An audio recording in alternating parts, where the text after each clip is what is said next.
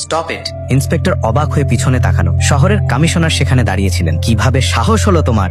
তুমি কি তোমার চাকরি আর ইউনিফর্মকে ঘৃণা করো? উনি একজন চোর স্যার।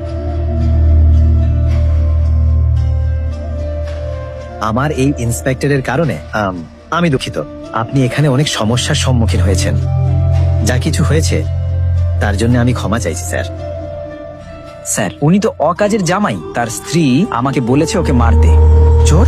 কিভাবে সাহস হলো তোমার এমন কথা বলার? চাইলে ও 10টা গয়নার দোকান কিনে নিতে পারে, সেই শোরুমগুলির থেকেও বড়, তারপর সেগুলো জ্বালিয়ে দিতে পারে। এটা দেখো। কমিশনার তার ফোনে পুলিশকে কিছু মেসেজ দেখালেন। ওটা দেখার সঙ্গে সঙ্গেই ইন্সপেক্টরের মুখ ফ্যাকাশে হয়ে গেল।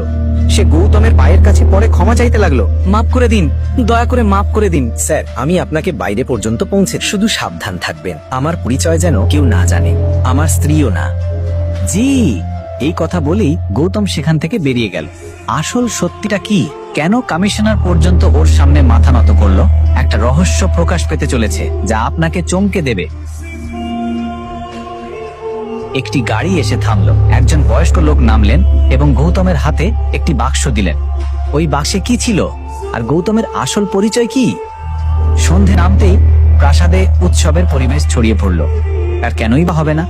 ওটা তো আভনির দিদিমা গায়ত্রী দেবীর জন্মদিন। শহরের সব রাজকীয় মানুষ সেই জন্মদিনের অনুষ্ঠানের অংশ হতে চেয়েছিল। দেশের নানা জায়গা থেকে লোকজন দামি দামি উপহার নিয়ে পার্টিতে এসেছিল। অল্প কিছু সময় পর গৌতমও এসে পৌঁছলো অনুষ্ঠানের জায়গায়। আভনি একদমই আশা করেনি যে গৌতম পার্টিতে আসবে। কে তোমাকে থানার থেকে ছাড়িয়ে দিল? তোমাকে না ছাড়লেই ভালো হতো। আমি কিছু চুরি করিনি। আমি শুধু বাইরে থেকে গয়না দোকান দেখছিলাম। ভীষণ কষ্ট করে আমি আমার নির্দোষ প্রমাণ দেখিয়ে সেখান থেকে বেরিয়েছি। আচ্ছা আচ্ছা, এটা কি উপহার? এরকম নোংরা প্যাকিং কেমন? গৌতম ছোট বাক্সে কি উপহার এনেছে? কে ছিল সেই বয়স্ক মানুষ যে থানার বাইরে গৌতমকে বাক্সটা দিয়েছিল?